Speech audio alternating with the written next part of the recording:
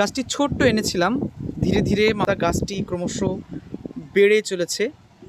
যদিও এই মাধবীলতা গাছটি টবে আছে এবং অনেক সুন্দর ফুল দিচ্ছে প্রতিনিয়তই, প্রতি ছড়ায় ছড়ায় অনেক ফুল দিচ্ছে।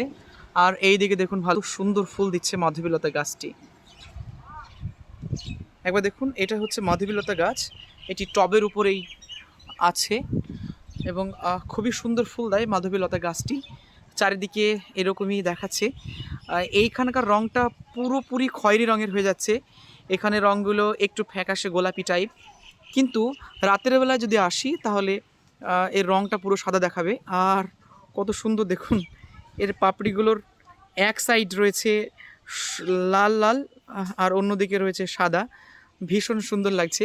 আর এই দিকের রঙগুলো যদি দেখি তাহলে এই দিকের রঙগুলো ঠিক এরকম, আর এইখানে শুধুমাত্র ফুটে চলেছে। দেখুন কালারগুলো কত সুন্দর।